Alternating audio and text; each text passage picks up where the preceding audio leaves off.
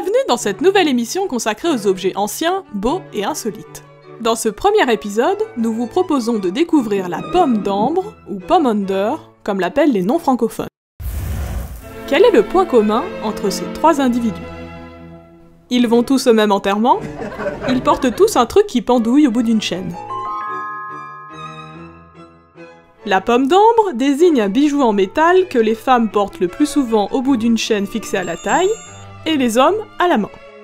L'objet est à peu près sphérique comme une pomme, mais quel est le rapport avec l'ambre qui ressemble a priori à ça?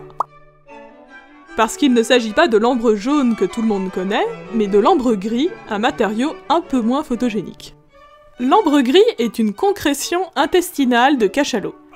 D'ailleurs, ambre provient de l'arabe anabir, qui signifie cachalot. L'ambre jaune porte le même nom parce qu'il se récoltait au même endroit, sur la plage.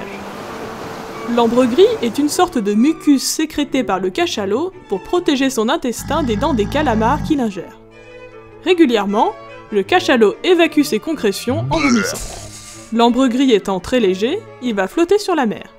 Le soleil et le sel vont modifier sa structure chimique pendant de nombreuses années. Plus il aura erré sur l'océan, plus son odeur sera subtile, et plus il coûtera cher.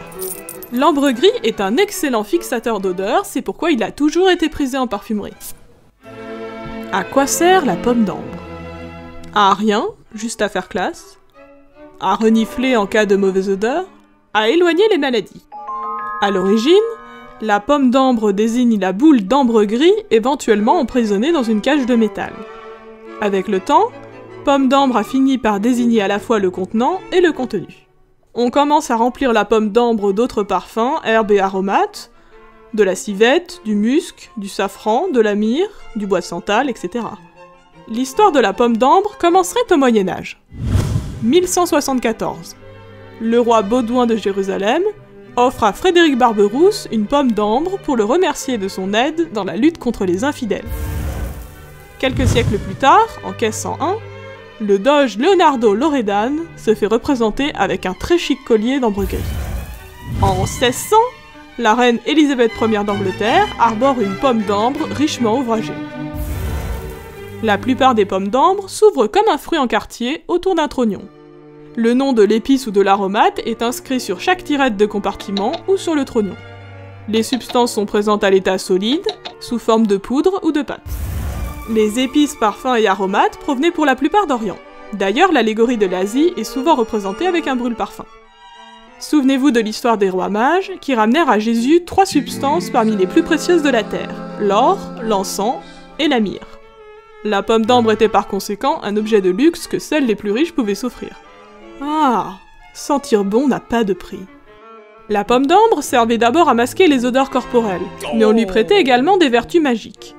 En plus de renforcer les défenses immunitaires, soigner les fièvres, les hémorragies et les maux de tête, elles étaient censées protéger des forces du mal. C'est pourquoi on en donnait à certains enfants et que les médecins les utilisaient pour guérir certaines maladies comme la peste. Et n'oublions pas qu'elles étaient aussi réputées aphrodisiaques. Les pommes d'ambre sont surtout en vogue entre le XVe et le XVIIe siècle.